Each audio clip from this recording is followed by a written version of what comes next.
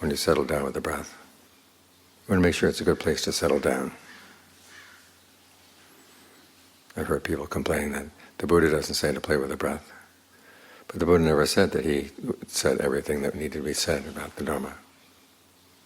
His basic principle was if it's in line with the Dhamma,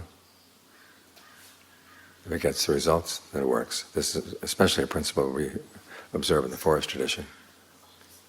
Because you do have to use your ingenuity. What the Buddha gives us is a general outline.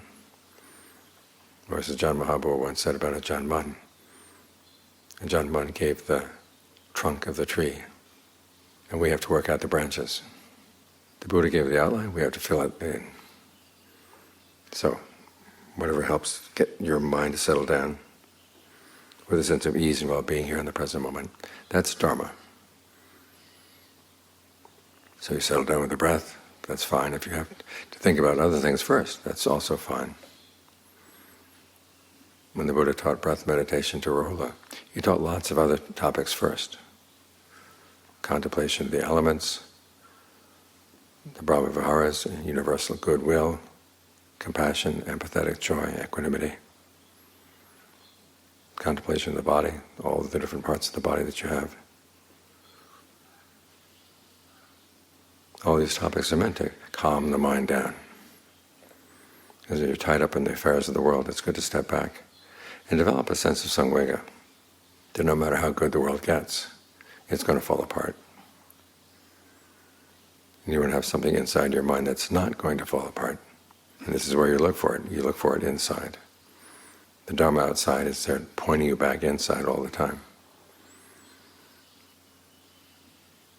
And it's for you to figure things out. What are you doing that's causing suffering? What can you do to stop? The Buddha gives you lots and lots of directions, lots and lots of hints for how this can be done.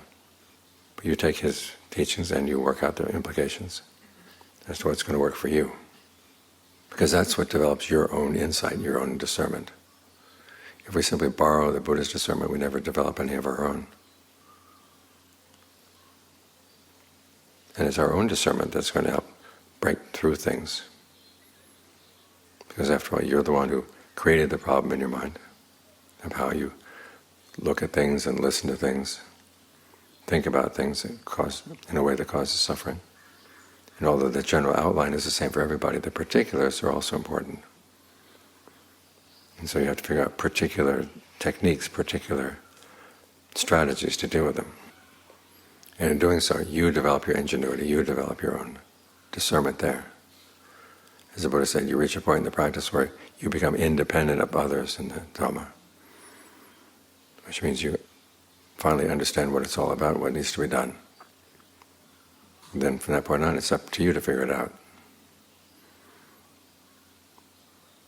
So we listen to the ajahns, we listen to the Dharma talks, we read the texts, but then we have to be observant.